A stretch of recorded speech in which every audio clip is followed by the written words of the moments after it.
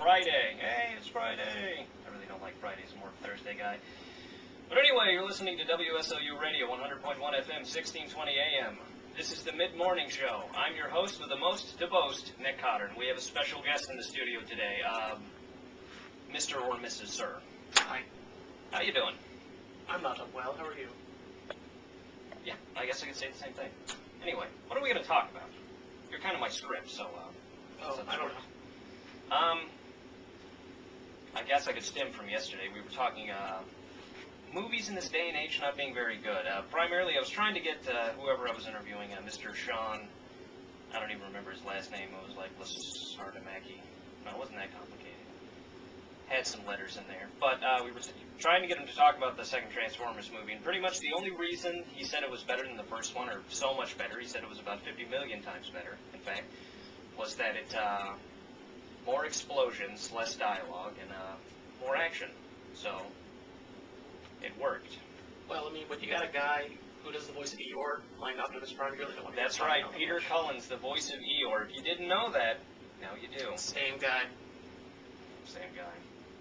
Oh, bother, I have to go destroy the Decepticons. I need to go kill Megatron. I need to go kill Megatron, but I'm all tired. Oh, some animal died. Exactly, Eeyore is the hero of the Autobots. How about that? And also, he was the voice of the car from... You know, why couldn't they get somebody like Patrick Warburton? Why? That would have been infinitely cooler. He would have had... It's an action movie. It would have given him more of a reason to scream the whole time. And Exactly. I can listen to Patrick Warburton scream all day. I can never replicate it. You know, if I could find some video... Okay, the TV show, The Tick, the live-action one. Yeah. It was terrible. It was terrible. It was absolutely the worst thing I've ever... And you know what? I know somebody who owns it on DVD, and I watch everything. You know somebody who owns that show? Yes, my friend Allison owns it on DVD. But the important thing is I watched the whole thing, and it was like... Oh, God. Because he's massive, too. Have you ever seen, like, a picture of Patrick Warburton? Patrick Warburton is about the size of your average truck.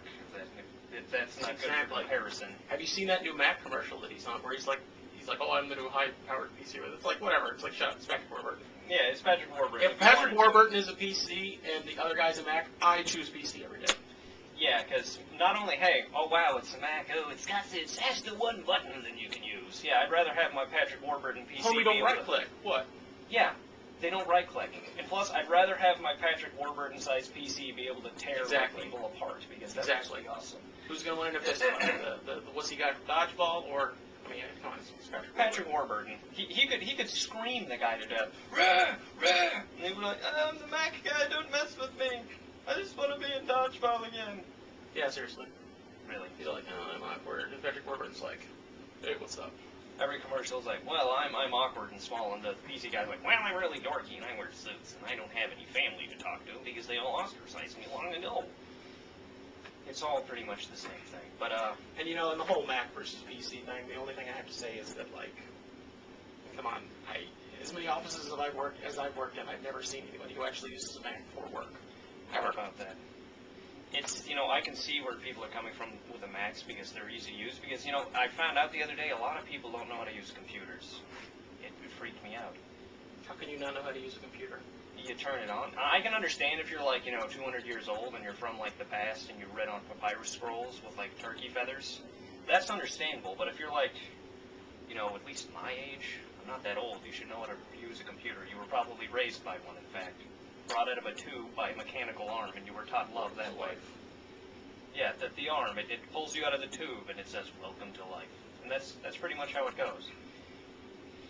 But anyway... I have no idea what you're talking about, just for the record. Oh, I don't either. That's part of the show. I just sort of ramble on about nothing. Okay. It's true. It is true, Camera Guy. FYI, this is kind of like what a regular conversation is like when we like sit down and talk about anything. Well, that's why it's glorious, because I'm capturing the elements of the normal conversation that I usually have with members of my family, because, like, I can't talk to normal people that I know at school like this, because they'll just be like, what? Get out of my house! They'll get all offended. It's like, I'm not trying to offend, I'm just trying to have a stimulating conversation. This is weird. They get all afraid, and they run away, and, you know, they dive into their, like, little thatched cottages, and I'm stomping around setting everything on fire. You know, I feel like Godzilla in every social situation. You know, I'm not even that big, and I don't even breathe fire. Technically, Godzilla doesn't breathe fire. He breathes laser. Oh, laser. No, I mean old Godzilla maybe, but I mean we're in it's 09 now. We're in like New Millennium Godzilla. He breathes laser. Oh yeah, New Millennium Godzilla breathes laser. I don't know how that works, seeing that laser is a light amplification. By the stimulated emission. Stimulation of radiation. Yeah, so I don't even want to know what his insides look like. Probably I'm a biology major, so I'd have to consider I'm sure it has something to do with crystals or base 4 or something like that. Base 4. Base 4. What is that? You know, it's like in your DNA computer, and it's like it doesn't work. Oh, Binaries, zeros and ones, base 4. You got 4. Imagine how much faster it is when you got 4 different things. Okay. Never mind that binary is it's a switch. It's either on or off. I guess you got on, off, and then you got like left and right or something. I don't know. Okay, 4 on and off switches. That's like, yeah, a bicycle. It'll be better. No. Binary, the 0 and the 1, it's on and off. It's like it's on and off sequences. Yeah, but like magnets or something. And then you got 4. I don't know. Doesn't make any. I saw it on. God, I don't even remember what Godzilla movie that was. Oh yeah, about the bad movies. You know, apparently a lot of people don't watch bad movies. You know, I got some of my best one-liners from bad Godzilla movies. For instance, there's no such thing as brain waves. Seriously, just out of the blue, guy says that. Yeah. And that's, I mean, yeah, that's taken out of context, sure, but I mean, was it even brought up? I think that line really says it all. Any sort of relevant situation was it? We can only speculate that it was a giant monster. I mean, what else? It could have been, Don King with a flamethrower. No, it was a giant monster. Well, we can only speculate. We can only speculate. You can speculate about a lot of things. Doesn't mean it's right. Like, I woke up this morning and my windows were open. Did I do that? No. I blame ninjas. You can't see them. Ninjas opened my windows. Again, I think you lost me. Yeah, I know. I probably did. Yeah, but, okay. Binary is like a switch, off, on. You have 2 different numbers.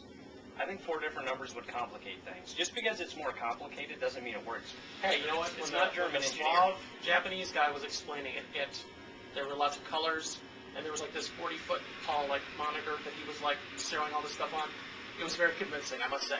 Okay, yeah, for the presentation, definitely. He takes the stake, but I'm still not understanding it. But then again, I have never had to combat as I remember, it was like A, B, C, and D, I think, was like the little thing he's used just to represent the whatever. But moving right along, we need to talk about something else. Moving right along. How about movies? Movies of this day and age. I've only seen a couple of good ones, like the one really good one that everybody likes. Actually, somebody wanted to watch it in my Intro to the University Experience class, The Hangover. Now, I don't know. Not exactly landmark, 21st century cinema, but still entertaining. Entertaining. It's not just the whole like drunkenness part of it either in The Hangover. There's a story involved. It's like there's all these clues that they have to follow. I found it to be very compelling. Even